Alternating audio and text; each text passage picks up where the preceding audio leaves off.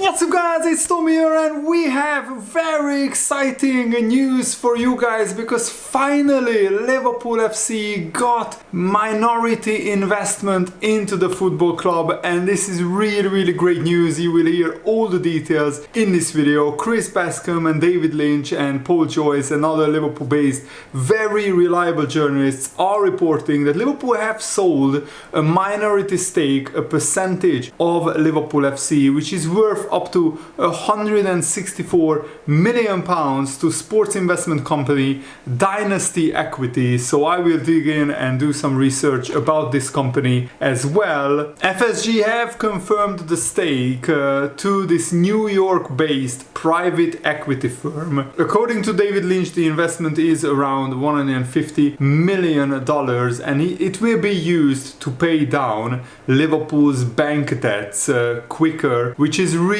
important because that frees up transfer funds for Jurgen Klopp to spend in the January and next summer transfer window. But David Lynch also is cautious, saying that the money won't be used to create a war chest for Jurgen Klopp, but this is a positive development for the overall finances of Liverpool Football Club. And we have criticized FSG, of course, for using short-term debt to fund infrastructure project, and this cash solves that issue, because I was against the owners making Liverpool take out bank loans to finance the building of the AXA training center, to finance the redevelopment of Anfield, the Anfield Road expansion. So I think this is really good news, and it means that Liverpool will be in a lot more healthy financial situation going forward. So what do you think about this news? Let me know in the comments below. If you enjoy these videos, leave a like, subscribe, and I really love making these videos.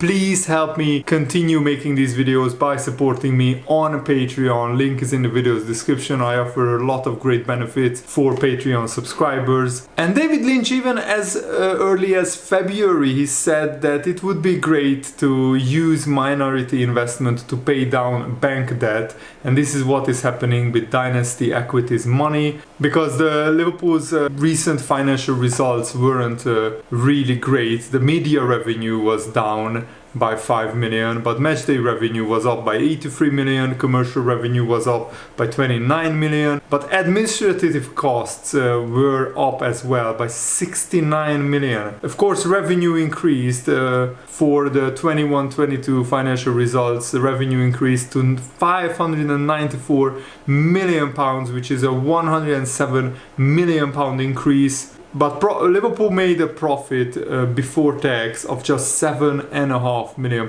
because the biggest outlay for Liverpool is player wages. And FSG took out a significant amount of risk, or took on a significant amount of risk by using short-term debt to fund these two builds of the Anfield Road project and, of course, the new AXA training center. Because infrastructure projects do not count towards financial fair play, so why not extend the owner loan used for the main stand to cover costs and either pay it off more steadily or when they eventually sell Liverpool Football Club. Probably they wanted to do this, get a minority investment in, so we get significant amounts of money that we can pay off these bank loans quicker. And what is really great news is that this news and this money coming in to the Liverpool accounts should free up cash generated by growing commercial, matchday and broadcast revenue streams for reinvestment in Jurgen Klopp's squad going forward. So if Liverpool don't have to pay down these bank loans anymore, we will have more cash, more money available to spend on transfers, which was evident even in the summer when we bid £111 million for Moises Caicedo. Some cynical people said that was a smokescreen and we didn't actually have that money available.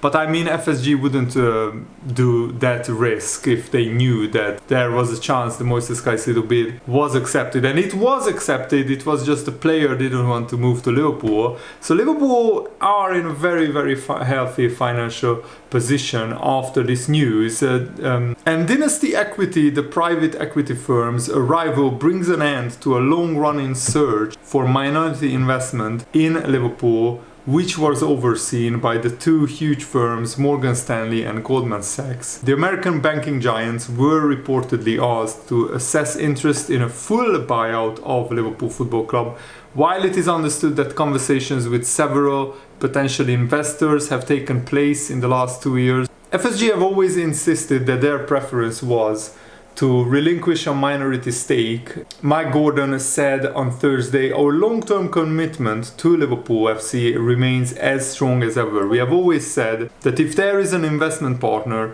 that is right for Liverpool, then we should pursue the opportunity to help ensure the club's long-term financial resiliency and future growth. We look forward to building upon the long-standing relationship with Dynasty to further strengthen the club's financial position and sustain our ambitions for continued success on and off the pitch." Dynasty Equity was formed by investors Jonathan Nelson and Don Cornwell in the summer of 2022, so they are a very recently formed private equity firm. Their aim was of raising $1 billion to invest in professional sports team. The CEO Don Cornwell said, "Liverpool is one of the most iconic football clubs in the world with a passionate fan base and a significant global reach. Dynasty is privileged to support the Liverpool Football Club and work alongside FSG to execute on the tremendous growth opportunities ahead." That is really, really exciting, really good news. Of course, a lot of Liverpool fans, including myself, wanted a full takeover. We wanted FSG to sell the club to owners with greater ambition and bigger pockets, but not at all costs. I didn't want Liverpool to become a state-owned football club, and I stand by that. I don't want Qatar or Saudi Arabia or China or any country to own Liverpool Football Club outright, because it just doesn't feel right. But also, there are, I think, owners out there who are better than FSG. Of course, there are a lot of owners out there who are a lot worse than FSG. I'm one of FSG's biggest critics, but I will give them credit. They appointed the right people after making mistakes early on. In the first few years of their Liverpool ownership, they made a lot of mistakes, but then they learned from it. They appointed the right people into the right roles, and of course, appointing Jurgen Klopp was a masterstroke, an absolute genius decision, a genius choice, and the rest is history. Liverpool have won every single trophy there is to win in club football, in English football, and in European football as well. And hopefully we can add to that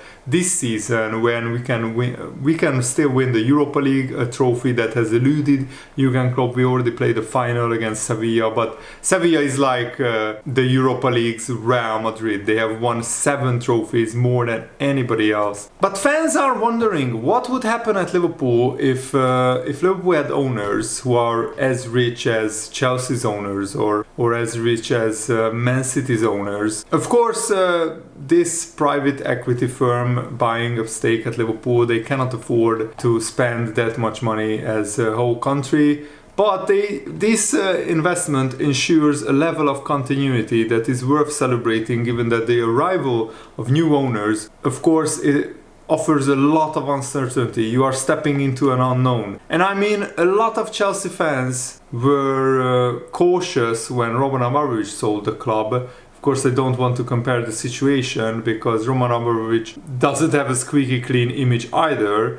But Chelsea are a lot worse off with their new owners, Todd Bowley, who are just don't know much about football. They are not football experts, yet they are playing with monopoly money, it looks like, at Chelsea. They spent £1 billion to make Chelsea worse, which is an absolutely outrageous achievement. Chelsea are the most recent proof, according to David Lynch as well, that change is never guaranteed to be positive, even when it comes with an unlimited transfer kitty. The people in charge of the football operation is a lot more important than how much money are available to them. Look at Brentford. They are competing with a fraction of the budget of the big boys, and yet they have beaten Man City home and away last season. They have beaten Liverpool, and apart from 2 games, their last 15 games against top 6 sides, they are unbeaten apart from 2 games. They got 2 losses, a lot of wins, a few draws as well. Of course, if nothing else, Dynasty have ensured that this platform for success, an enviable record in the transfer market that Liverpool have, will stay in place going forward. However, the biggest upside of their involvement comes in correcting an under-discussed recent strategic misstep from the owners, which was to use short-term bank debt to fund the capital projects, the Anfield Road expansion, and also building the AXA training center and rebuying Melwood for the Liverpool women's team have meant that Liverpool's rolling credit facility has grown a lot in recent years. These projects could have been funded using long-term debt or owner financing, but FSG wanted to avoid that risk and they took a different path. The result was repayment terms and interest demands that created an unnecessary pressure on Liverpool's finances, especially after what Liverpool have been dealing with and all clubs have been dealing with,